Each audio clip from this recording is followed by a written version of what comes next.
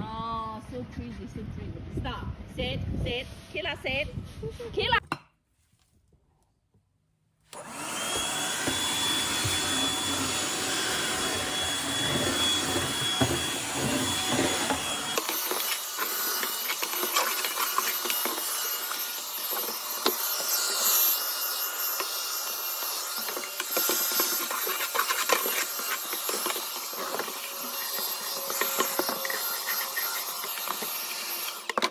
Hey guys, welcome back to the channel. This picture that I've been vacuuming is a picture of Miss G's daughter when she was like a year and a half. So this has been like 7-8 years in the waiting. And I didn't know how to get back to it, I guess. The thing was, when I was painting this, I think I was trying to be very hopeful. I think when I painted this, I was going through a lot, and I was thinking of Miss G's daughter and kind of just thinking of her as kind of like this like little symbol of hope, almost like riding on this like little cartoon horse, and with all like the ribbons and all the like pizzazz, you know. And actually built this, like I had like a guy at Home Depot help me like cut this corner, which actually was really hard because it was like a diagonal on a beam. And then how did I do this?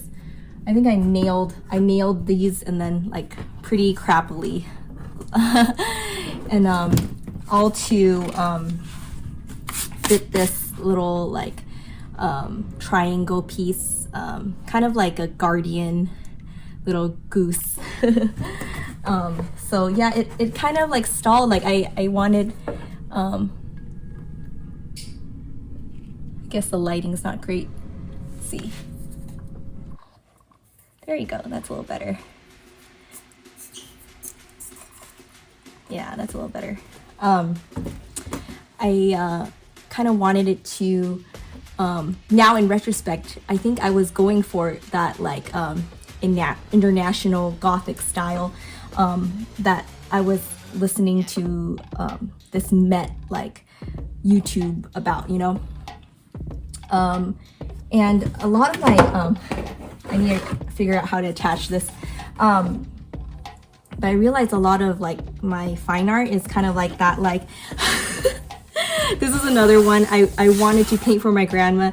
She has long passed, but it's like, because she and I like shared this love of ice cream. Like I would go to these I forgot what they were called. There were these like supermarkets in Hong Kong, but they're kind of like the AM/PM of Hong Kong, and every corner had it. And then you would get like these little scoops of like Hello Kitty ice cream, and they were like taro and all these like exotic flavors. But yeah, I would go in the summer when me and Jay were in Hong Kong, we would go and then we get it for her, and then we come back and then we eat it at night. So yeah, I painted like this like ice cream cone with like a personality, with like a robe behind her, and like all these like Victorian type of like hair pieces. Yeah, so this was a long time ago, but I think like that kind of Gothic type of style like was very much at like art center, like kind of like surreal. There was an artist everyone kind of wanted to paint like Mark Ryden, and I think that was like that influence. But when I was watching this YouTube tutorial on the Met, like there was a name for it. It was called International Gothic, and it was like defined by I'm gonna read it off of like, it's called ruf.rice.edu. So they like bullet pointed all the tenets of what International Gothic style was. And the thing was, it was weird because all these artists from different countries had the same, you know, idea. Like, I don't think these artists had contact with each other, but they all started painting like with these particular like tenets, you know. So first one was like curving lines, like everything was very flowy, I guess. There were figures, but they were elongated, curved, floating, like pretty like magical and not weighted down. There were decorative patterns, colors, ornate architecture, decorative clothing, and then what really got me was like this is me, was the gold and the raised gesso in International Gothic. And I was like, this is what this picture is missing, like probably a ton of gold. And I'm a little hesitant because I think this, yeah, so this is acrylic gold, and I'm almost sure that I used oil on this blue. So I might not like replace the blue, but maybe for like the, like maybe her pants or parts of the sky, maybe I can use gold in it. But yeah, like the gold in it is literally like the whole background. Like they're not afraid to use gold back then. And then there were flattened pictorial space. For some of the paintings, I was like, you literally just wanted to draw like a segment of a room, like almost like it's like a piece of like a amulet or something like that. Like I'm like, and that's okay, like you don't have to do like a full blown out perspective scene. And I was like, I love that, like and let's see, there were also small anecdotal details, like, you know, that's so me, like every, you know, like from like my revelation picture, like every like thing I wish it could just, you know, have a little story, you know. And then realism in nature, or non-aristocratic figures, elements. Overall, it is elegant, otherworldly, escapist. So very, yeah, I think that's what it was so good for, like Christian art, because it was like literally like, this is not real world perspective space, like we are, you know, dealing with biblical and heavenly subjects, you know, so it's like out there, and it's not gonna, the figures aren't going to be tied to the ground.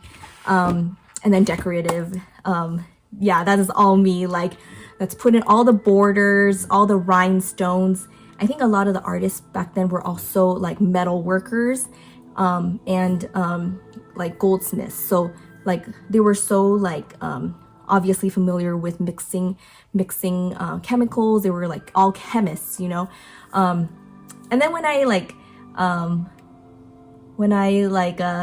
look at the biography of like Leonardo da Vinci, and then how he like took 16 years to paint the Mona Lisa, I'm like, this has only been 7 to 8 years. So I'm going to probably go and find a metallic gold instead of try to force the acrylic on top of oil, because that will probably not work. So I kind of feel like, you know, this is again like another job I like really wanted to do, was like be one of those like museum restorers. So this is totally hitting all the boxes. Like I am like cleaning my own painting of dust and wear.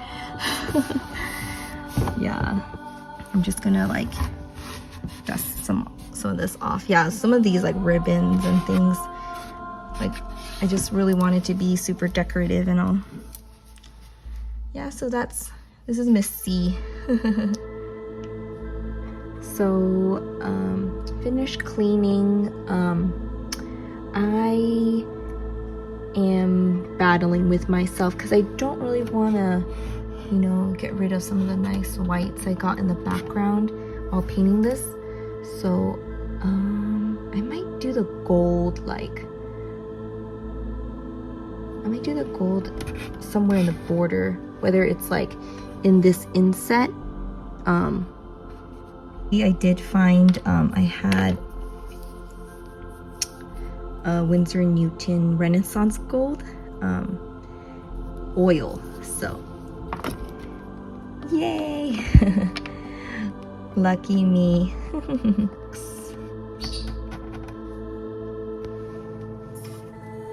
Put some light on it and see. Yeah, my fear is that it won't, like the ribbon won't stand out because of the gold. Yeah, I think that's my fear.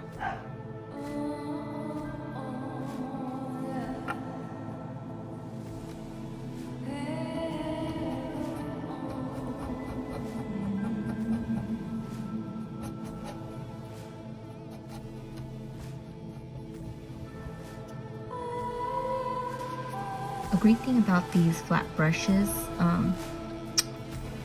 they you can, you know, instead of yeah, it's just really good at, you know, like defining those edges.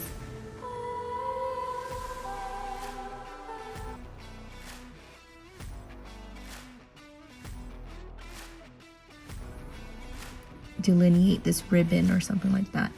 I am leaving some of the blue in there, and we'll see. Maybe I will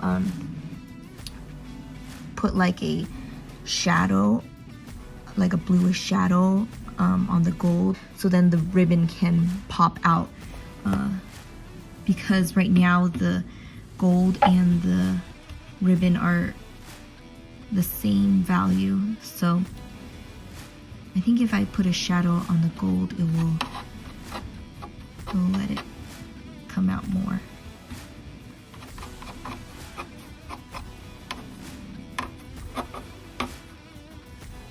Love this paint. It just looks like $1 million, you know.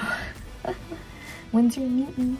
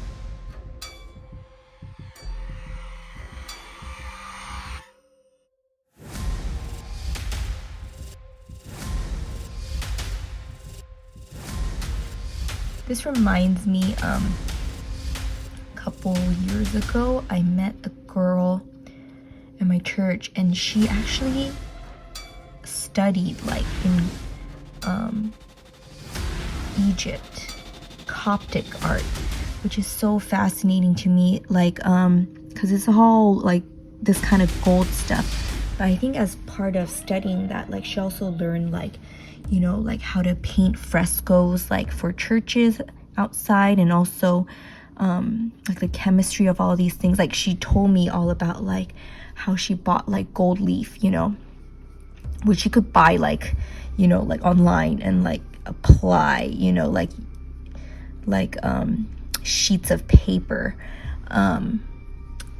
Yeah, it was like a 6-year like degree or something like that, because you learn like all of these like Christian symbolism and all these metaphors, you know, like I don't know what like a, you know, like a quail means or something like that, like, but I guess like all of these things have like a symbol and a meaning behind it, you know.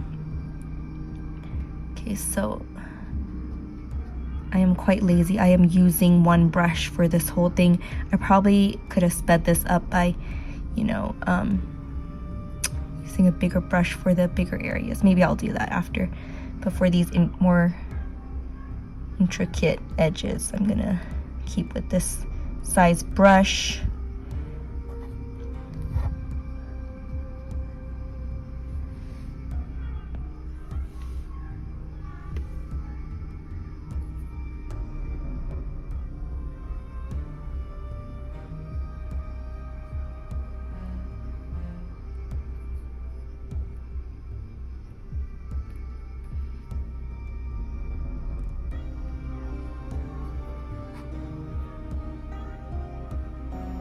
I am not mixing water or any, oh sorry, this is oil, sorry.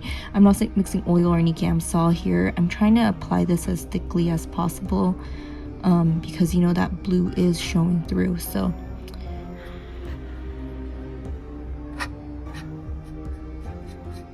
It's like painting like wallpaper, like wall color. I think what's so inspiring about Leonardo da Vinci, which I don't think is International Gothic, but what inspires me about him was that he was like equally a chemist, like a scientist, and a artist. He didn't just want to be a painter. Like there's sketches of like his bridge. Like he literally just did like, you know, like 10 strokes on a sketchbook as like this like curvilinear bridge, and then like some physics students at MIT like 3D modeled and built that bridge like based on his sketch, and like they like did earthquake tests on it, like they shook the model and everything, and it like held. Like he was just a freaking genius, you know. What inspires me about him as an artist was like he the Mona Lisa, it was originally like supposed to be this like aristocrat that he was, you know, commissioned to paint, and eventually like just through x-rays and stuff they show that like he just doesn't think like a normal artist, like, you know, with like a first sketch and then you fill in the color and then do all this other stuff. Like the underneath layers of his painting were like constantly changing, and I think he never gave the painting to whatever Mona Lisa, like the person, like he just kept it, and he just kept like, you know, the painting changed from being a portrait into something that was more universal for him, you know. So that's what totally inspired me. Like he just made it his own. It wasn't like a commission or a task anymore. It was something that was personal to him, and yeah.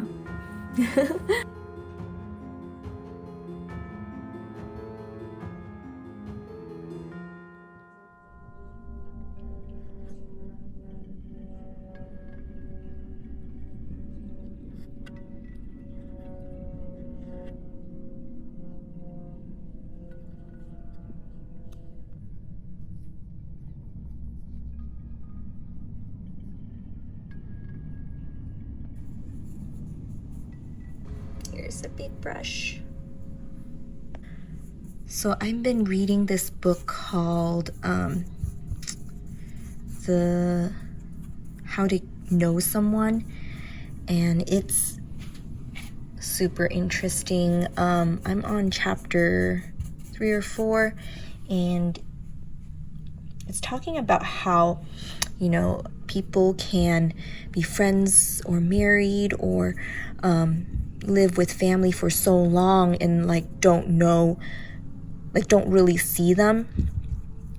And it talks about like how sometimes you and another person can literally experience exact same event. In this book, it's this couple and a group of tourists who all experience the hurricane in Thailand, and they all have different reactions to it, and it just shows that all of us are just wired so differently, and to know someone. I like one of the chapters. It talks about the author. I'm not sure if it was the author or he was talking about someone else's experience, but this man, he was like a scientist, and he was usually discovering new organisms or looking at different plant life along like a riverbed or a creek.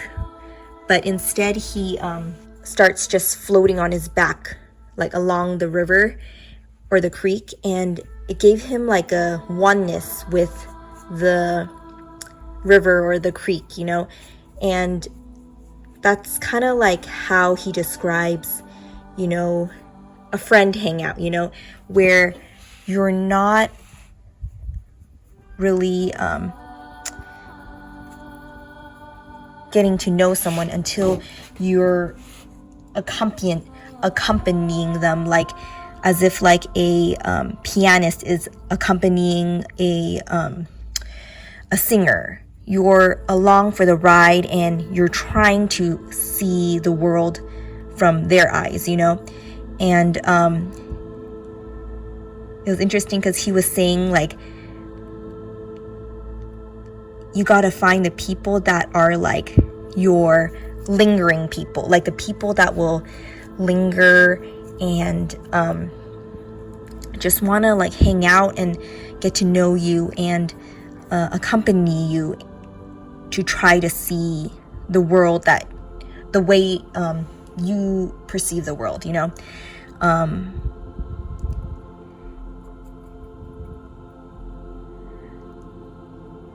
So yeah, it's definitely eye-opening, like a big book on like awareness and things. I think one of the interesting statistics the author brings up is like they were polling like different couples or friends on what they were thinking at given moments, and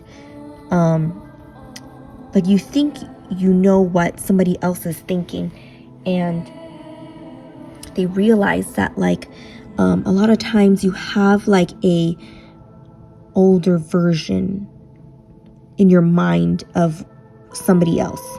You've like locked your idea of somebody else, and it stays in your mind, and you constantly think that that's how that person would react to you know, a situation that you're also experiencing. But that's not the case. Like, we are all evolving and changing, and no one is stagnant, and everyone sees a situation so epically differently that it's like it's so hard not to assume, you know. I'm really digging it. I think the blue made it look really childish, and I think the gold like super like elevates it. I like how everything just looks really like way lighter, and see, I wonder if like the light, you know, would make it look different too. Yeah, it's just so shiny. Oh my gosh, I love it. Sometimes when it like contrasts with the blue clouds too, it looks cool too. Note to self, I might add more like, oh, I missed a spot. You know, like in a future international Gothic painting I'll do, I'll have more like contrasting blue and gold or something. This is so cool. I love it. Okay, right in that corner. So shiny. Yay.